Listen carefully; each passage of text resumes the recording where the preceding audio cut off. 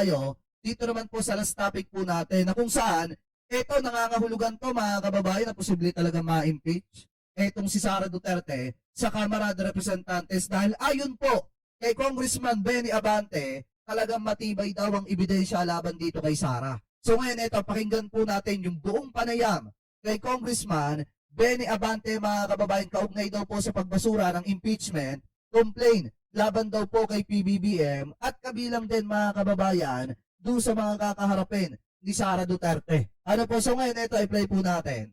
Kong Benny, good evening. Magandang gabi po, Kong. Hi, Joby, Marisol, Hello. Chiki, magandang gabi sa inyo lahat. Yeah, Kong Benny, bago katanungin ni Chiki. Ako. Yes, malinaw po. Bago katanungin ni Chiki tungkol sa walkout mo isang araw. Yun ang naisip ko talaga kay Kong Benny eh. Ang sabi ng isang DD-set, sinungaling ka. Paano ko naging sinungaling? Eh sinabi mismo sa balita, bata ni Bongo. Tatanungin ko lang kasi it ended kanina no na sinasabi na parang hindi pa masabi o kumbaga sa ospital hindi masabi ng doktor na ano yung time of death, kasi daw meron pang plenaryo. Pero matagal na kayo dyan eh. Magbabago pa ba sa plenaryo after what happened kanina? Ay, unang-una, hindi ako nagdadrama. Ha? Yeah. Oo. Natatawa ako. Ano, ibig sabihin, kinakailan malungkot ako. Di ba?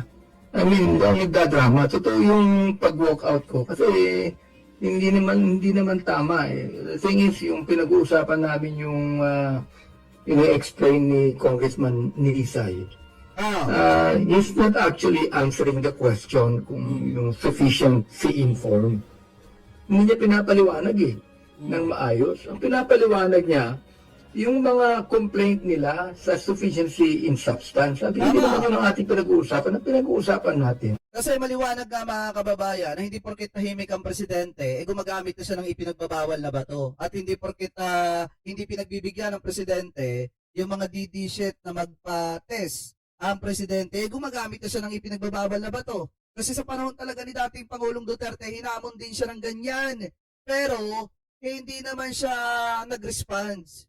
Uyabang lang ang mga pinagsasasabi niya sa mga kababayang Pilipino po natin nung panahon po niya. Anyway, tuloy pa natin. Kung yung ba ay sufficient sa forma. Form? Pangalawa, Mga kababayan, ngayon papalitan na natin yung tawag natin sa mga DD-shit. Hanggat kaya kong palitan, papalitan na natin. Gagawin na natin silang, ang itatawag na lang natin sa kanila ngayon, mga anak ng karton.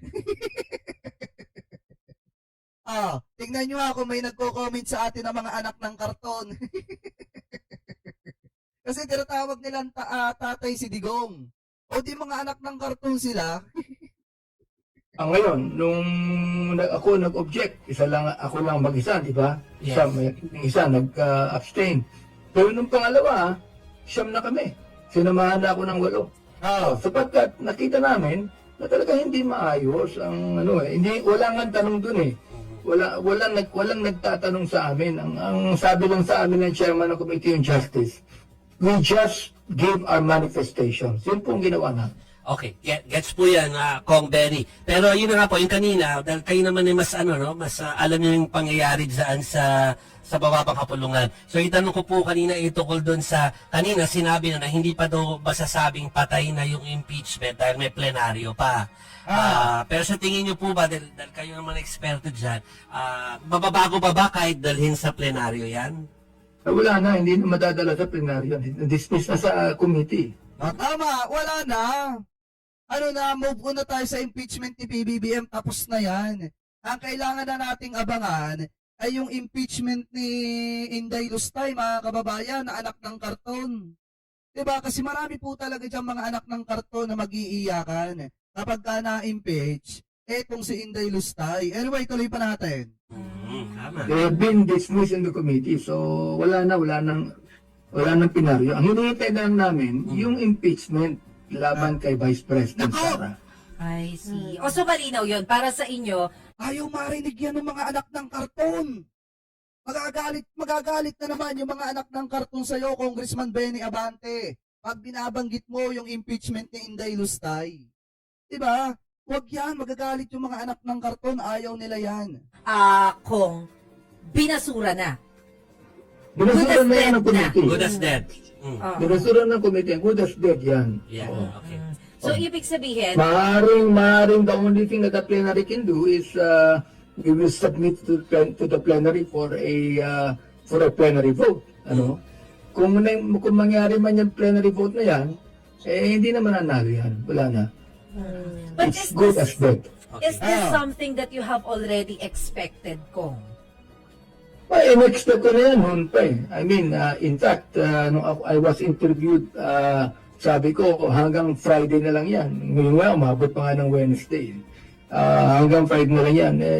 That will not even prosper. Sapagkat nakikita ko, binabasa ko naman yung dalawang klaseng impeachment as I read. May tanong dito, sabi ni tama ba, Zen Frans?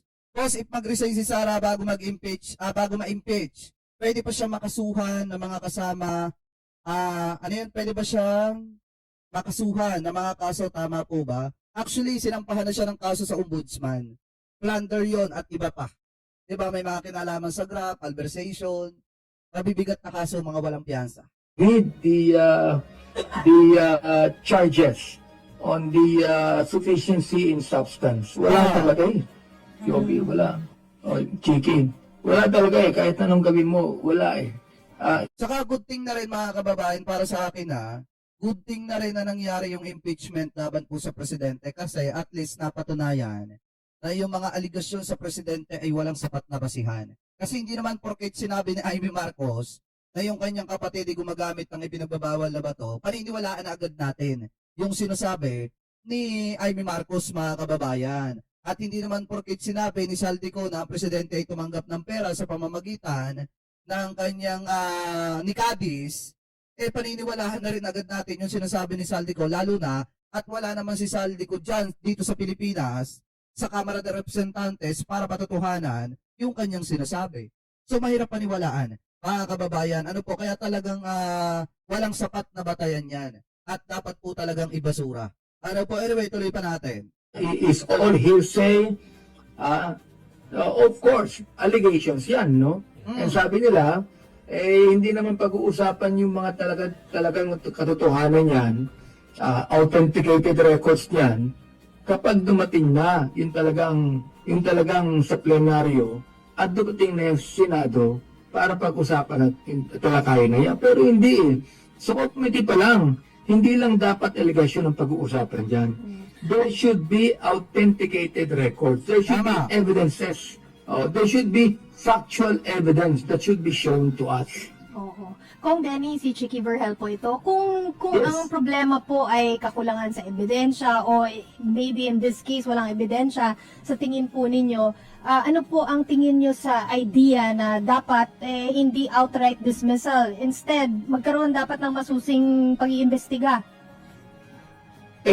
Alam mo, sa totoo lang, masusi na nga yung binigay namin eh.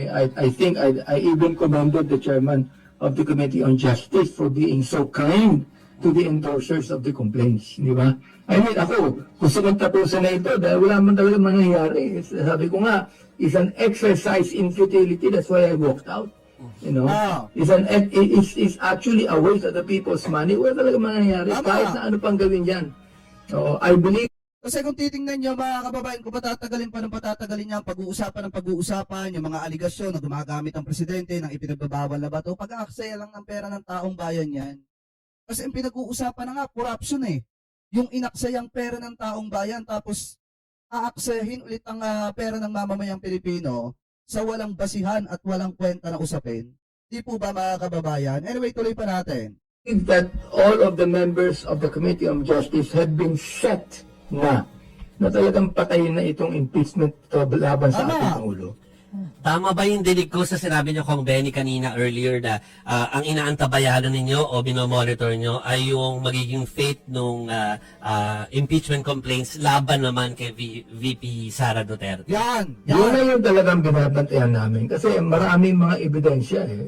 Jupiter, sa totoo lang, no? Nung kami nasa Quadcom o sa Tricom pa naman, marami ng mga ebidensya against the Vice President na hindi niya naman sinagot yan because she did not want to take an oath to us. Di ba? Nako po, mga kababayan, yan na.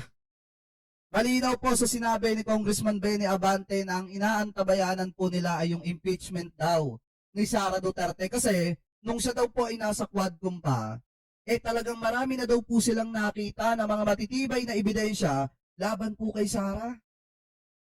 Na hindi naman daw po sinagot kahit kailan ni Vice President Sara Duterte. So ito nga po yung sinasabi ko sa inyo mga kababayan. Maliwanag po sa sikat pa ng araw na ito po talagang si Sara Duterte ay may impeach at yung mga anak ng karton ay mag-iiyakan. Sa pangalawang pagkakataon may impeach dito si Sara. Sinasabi ko po sa inyo yan. Lalo na at mga matitibay yung ebidensya laban po kay Sara Duterte. May sapat na batayan at ebidensya laban po sa kanya patungkol dun sa confidential funds. Lalo na kapag tumistigo pa itong si Madriaga, may impeach talaga si Sara. Sad to say sa mga anak ng karton. May impeach po talaga si Sara. Anyway, tuloy pa natin. Ininsulto pa niya ang Kongreso on that eh. That was an insult to the whole institution. Oo. Ngayon, meron pang ebidensya na lumabas ngayon tungkol doon sa isang bodyguard niya, si Madriaga. Yan, o, diba? Ngayon, pag-uusapan din niya. Napakarami talaga mga ebidensya pag-uusapan. Pero, Kong, si Maricel po uli ito. Yun Yes, pong yes, sir. mga grounds na ginamit noong unang impeachment laban kay VP Sara, it's almost the same, hindi po ba? Dito rin sa naging batayan sa impeachment na ito. Maliban yun nga pong nabanggit ninyo kay Madriaga. So, ano yung magiging pagkakaiba nitong pangalawang attempt na ipa-impeach si VP Sara kumpara dun sa nauna? Well, kanina, binanggit ko din yung yung sinabi ni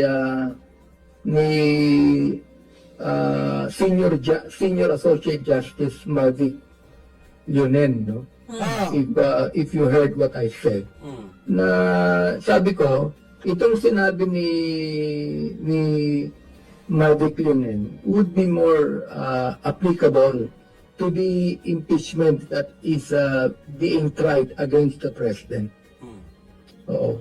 Na, saan pa yung binanggit na yun, na hinahanap ko dito nasa akin pa yung nabanggit ni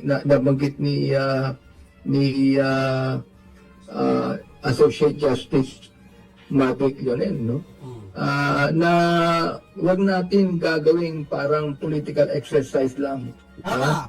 Wag lang natin gagawin ito. Kasi sa totoo lang mga kababayan, yung mga aligasyon po kay Sara Duterte, wala naman po kinalaman sa pampulitikang usapin yan eh. Lalo na yung paggamit po niya ng ng 125 million pesos na confidential funds na hindi alam kung saan po napunta, kung saan dinala. Lalo na yung pagtistigo nito pong si Ramil Madriaga, wala naman po itong kinalaman sa mga kalaban sa politika ni Sara Duterte. Ito ay may kinalaman po both kay Sara Duterte sa kanyang dating tauhan at may kinalaman sa paglustay ng pera ng mga kababayang Pilipino po natin at pagdi-deliver ng pera sa mga kaalyado ni Sara Duterte. So lahat po yan ay umiikot lamang po sa kanya. Kaya nga mga kababayan, wala pong pwedeng sabihin dito na pinopolitical persecution etong si Sara Duterte. Kasi maliwanag po mga kababayan ang sinasabi ng mga ebidensya laban po sa kanya. Kung parang nag-a-accuse lamang tayo na walang kahinatnan. And to me, that was actually more applicable to the impeachment complaint that were filed by the endorsers laban sa ating Pangulo. Wala talaga eh. I mean, you look at all of the, all of the charges on the sufficiency in substance. I mean, it's all speculative, it's all hearsay. Oo. Walang personal knowledge, walang tinatawag nating hard evidence to be able to speak of. Wala yung mga authenticated records. In fact, we were talking about the sufficiency in form. Sinabi ko na How do we know that the 32 people that filed the complaint against the president are all taxpayers? Okay. So, wala naman silang binigay na ebidensya tungkol dyan. Sir, pahabol lang tungkol pa rin dito kay VP Sara. Kasi alam naman po natin what happened before na pagdating dun sa Senate, wala agad nangyari dahil nga hindi natin naintindihan kung ano nangyari doon sa forthwith. But with the new Senate leadership now, na hindi natin alam kung magiging new ulit, ano po yung scenario na nakikita natin pagdating naman dito sa impeachment cases Kasi, laban kay VP Kasi kung si Tito Sen, mga kababayan, ang tawag dito, ang talagang mananatiling Senate President, uusad yung impeachment na yan. Diyan po sa Senado. Lalo na ngayon at alam naman natin na si Tito Sen talaga. So malaki ang posibilidad ako, in my personal opinion, uusad yung impeachment na yan sa Senado, mga kababayan. Dahil alam naman po natin na si Tito Sen ay pro-constitution. Ang sinusuportahan niya at sinusunod niya yung sinasabi ng saligang batas. Sara. kasi baka maipasa nyo nga sa taas, Oh, iba na just in yung case. nakaupo doon. I would like to include also the decision of the Supreme Court, no? Palagay ko, ang kasama din yung tinatawag natin forthwith, eh. Ibig sabihin, hindi na magkakaroon ng problema as far as delaying the impeachment is concerned. Kapag pinilawag na yung forthwith, eh. Dapat talaga, forthwith na yan, no? Yeah. Now, hindi ko alam yung with the leadership of the Senate, for example, ang concern ng ibang mga congressman kasi namin, baka hindi na naman manalo ito sa Senado, eh. Kapag katlo ka, it will take about 16 senators Votes, yeah. to vote for the impeachment. Ah, Samantalang meron pa ng mga 7 na lang dahil si Senator Bato hindi na makita kung nasaan, eh. 7 na lang. Still, with that 7, talagang walang mangyayari sa impeachment. Pero sabi nila, mas importante na ba ilahad doon sa court, sa impeachment court, lahat ng ebidensya na ihahatag ninyo? Well, of course, Joby, alam mo naman na sinasabi palagi nila na this is more of a political exercise. So, Yes, I yes, mean, politics will play a role here, eh. More than the real evidence. Yeah. Okay. Naku, mag-last question na tayo, Chiki, ha? Kasi gumagabi na. Kailangan magpahinga ni Congressman Abante. ay, sabi dito ni Ricardo Azarcon, appreciate batanggay nyo, Jake Magnus, he broadcast informative, professionalism, salute to you. I am Dabawenyo, but no to Dutertes, great most graft and corrupts, tyrants. Okay, tanyo, may nanonood sa atin, taga Davao, Dabawenyo, pero ayaw sa mga Duterte. So, ibig sabihin, hindi lahat ng taga Davao sinusuportahan ng mga Duterte. Yung iba tahimik lang dyan na sumusuporta sa gobyerno ni PBBM. O, di ba, mga kababayan? So, ngayon, kung titingnan nyo, balik tayo dito sa topic. Maliwanag na sinasabi po dito ni Congressman Benny Abante na malaki ang tsansa na lumusot po sa Kamara, ma-impeach etong si Sara Duterte sa Kamara. Pero pagdating ng Senado, mga kababayan, wala pang kasiguraduhan. Pero isa lamang po yung sigurado, mga kababayan, pagdating ng impeachment complaint, pag na-transmit ng Kamara yan sa Senado, uusad yan. Gawa nga ng sinusunod dito sa inyo, yung sinasabing forthwith. Magkaiba naman kasi si Tito Sen at saka si Chis Escudero ng pananaw. Una, si Chis Escudero, talagang DD-shit yan. Anak ng karton talaga yan. Allegedly. At itong si Tito Sen, pro-constitution. So kung ano yung sinasabi ng saligang batas na forthwith, mangingibabaw po yan. Sa Senado, once na na-transmit na yung complaint na yan, laban po kay Sara Duterte. Aga pa yan kanina doon. Parang nasa Congress pa Kaya nga, eh. si Congress. Pero makikikamusta lang kami kung ano nangyari. Nasuspindi ulit yung isa sa mga kabataang nandiyan dyan sa Kongreso, si Congressman Barsaga. Member din ako ng ng Committee on Ethics. Talagang pinag-usapan namin. Ako talaga ang gusto ko dyan, expulsion na, eh. Okay. Kasi you can suspend him. Hindi naman titigil magsalita yan, eh. Magsasalita pa din yan, eh. Alright. At meron pa nagsasabi na sana maging compassionate kami because he has a para bang neurotic attitude. Sabi ko, he does not believe that he has a mental a mental problem. Hindi siya naniniwala doon, eh. Ano po kung masasabi nyo sa sinasabi ng iba na freedom of speech? Well, we allow that. In fact, sinabi ko pa nga, na kapag pinilit natin siya na magkaroon ng medical expert na tumingin sa kanya, that might even violate his rights as a person. So, nasa kanya yun, eh. At sa kanya, he can still speak outside Congress, but not inside Congress. Yeah. Okay. Nice talking to you again, Congressman Abate. We'll see So, ibig sabihin mga kababayan, ano na naman? Suspended na naman itong si Kiko Barsaga? O masususpended na naman? Kasi dito mga kababayan, sa Lipa, mayroong isang kongresista na persona non grata. Diba? Dahil sa pambabastos kay Rod Recto. Tapos ito pala si Kiko Barsaga mga kababayan, masususpenda naman. Ano na lang ang mangyayari sa mga DD-shit yan? Diba? Sa mga anak ng karton. O di wala na. Yung mga pinapanginoon ninyo, unti-unti na napupuksa. So ngayon, ang maliwanag dito mga kababayan, ito pong si Sara Duterte, malaki ang tsansa na ma-impeach po yan dyan po sa Kamara dahil matibay ang ebidensya laban po sa kanya. So ngayon, ang pinaka-choice na lamang ni Sara Duterte once na umusad ng umusad yan, ang mag-resign. Kaso ang problema, sa attitude ni Sara Duterte, mukhang malabo siyang mag-resign. Itutuloy niya yan mga kababayan at ipaglalaban niya yan. So tingnan na natin kung ano ang kahantungan niya sa huli mga kababayan kasi matitindi po yung ebidensya laban po sa kanya at may mga dapat po talaga siyang sagutin na hindi niya sinagot noon. Ano po? So kayo, mga kababayan, kung kayo po ang tatanungin, ano po ang masasabi ninyo hingil po dito sa mga topic na yan na tinalakay po natin? Comment below na lamang po kung ano ang comment at opinion po ninyo hingil po dyan, mga kababayan. At bago po tayo pansamantala magpaalam, basa-basa po muna tayo ng inyong mga komento at bati-bati na rin po. Ano po mga kababayan? Anyway, shoutout po kay Kuya Jesse RC ha, at saka kay Ma'am Mary Jane Dubaira, kay Twyler Wilfred, mega love shoutout po kay Ma'am Dolly Babes, ay pakasabi kay Tatay Marcos, kay Nanay Emma, mega love shoutout po sa kanila. Kay Ma'am Dolores Lopez, ayan, mega love shoutout po, at saka kay JN Prams, ayan, mega love shoutout po. Suspended na po uli ng 60 days. Nge. O dapat no work no pay yan. Para nang sa ganon, walang mapakinabangan yan. Diba? Ay, shoutout kay Jess RC ha.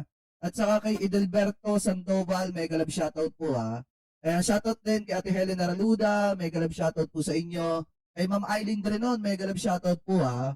Kay Fanboy 31S, mega love shoutout po. Sabi dito si Bato, nasa mall lang. Talaga nakawig. Gumamit ng ipinagbabawal na teknik kaya hindi nahahalata. Ganun ba? Nag-disguise ba? Ay, Alaga 143, mega love shoutout ha. Kaya, kanino pa ba? Kay AV, Tanong Barreto, mega love shoutout po ha. Tsaka kay Kuya Chris Angel. At kay Ma'am Joy Cabrera, mega love shoutout po. Ayan, shoutout din kay Ma'am Lalaine. Albino, mega love shoutout po. Kay Anabi Garate, mega love shoutout. Ayan. Kay Affectionate Darts, mega love shoutout po na napakasarap. So, anyway mga kababayan, hanggang dito na lamang po muna tayo at pansamantala po muna tayo magpapaalam.